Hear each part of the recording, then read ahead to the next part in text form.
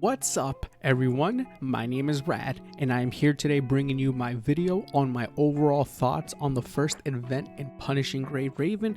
I do want to state before I do that, I'm not here to bash or give flack to Kuro Game for the first event.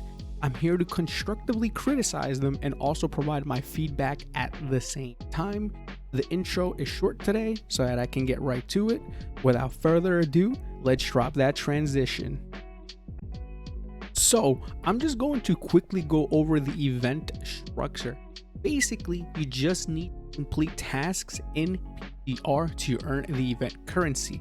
They are cell batteries. Once you accumulate them, you can roll on the slot machine available during the event. It functions the same way as the slots work in real life or pachinko machines, whatever it is you want to call it. If you get 3 different symbols, you get a certain amount of points. If you match 2 or 3 symbols respectively, you get more points. If you get 3 times Nanami, you get the most points. As you accumulate points, you unlock further rewards, and that is basically the whole process.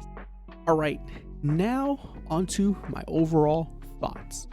First, I will say that the event itself is simplistic, which is nice. You don't have to do a million different things just to earn currency. Very direct and straight to the point.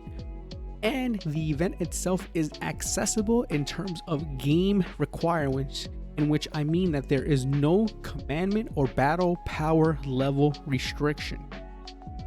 But the event rewards, and more importantly, the event structure, are quite underwhelming, if not flat out disappointing depending on who you are. Let me start with the event rewards. Now listen, I understand this event isn't difficult at all. The hardest thing here is beating the RNG. But in terms of rewards, I feel like they are a bit on the skimpy side.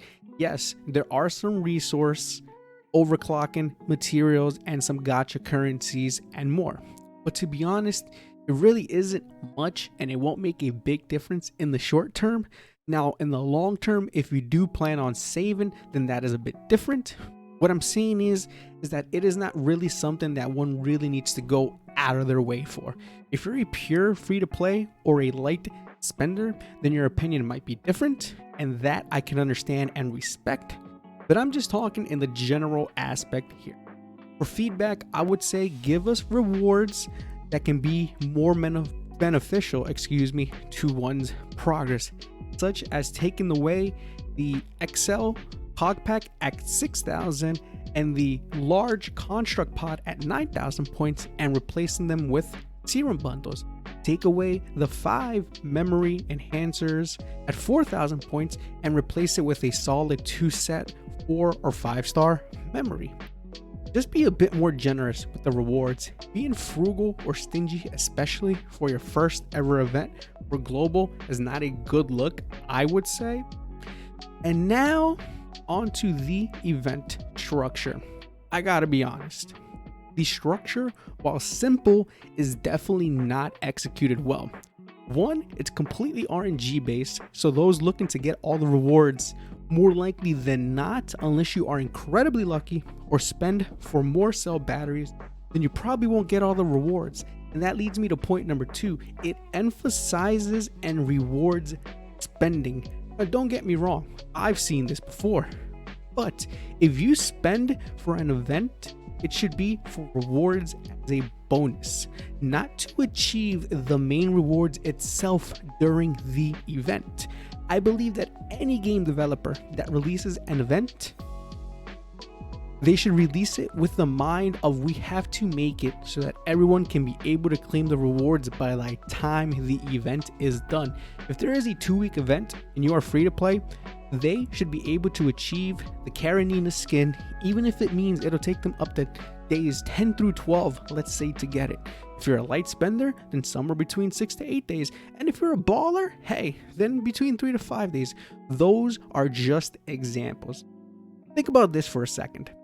If a player's favorite character is Karenina, and they want to have as much or collect everything related to Karenina, but they can't get the first event skin of her because there isn't enough earned event currency to be able to get her skin within a 2-week time period. Think about how that'll make them feel, and those others who have favorite different characters in the future. Main event rewards should not be gated behind a paywall. They should be accessible to everyone overall, and everyone should be able to claim the main event rewards within the event time period. Players should not be enticed or feel the need to spend money just to complete or achieve the main rewards. That decision should be only for bonus rewards. Also, and this is the biggest thing I'll say here, as a game developer, you should not instill FOMO or fear of missing out on your player base early on, considering there are some players out there that are collectionists and they feel the need to have everything throughout time in a game. If I could provide feedback here, I will say, one, make it so that Nanami, 3 times Nanami, triggers every 5 attempts instead of 10. That way we get 1,000 points within 10 attempts at least from the 3 times bonus. It'll somewhat balance out for those who have gotten the short end of the stick from RNG. 2, up the cell battery accumulation rewards on the daily task. Instead of 20, make it 40 or 50, let's say. I personally think that at minimum, doubling the current amount would be better.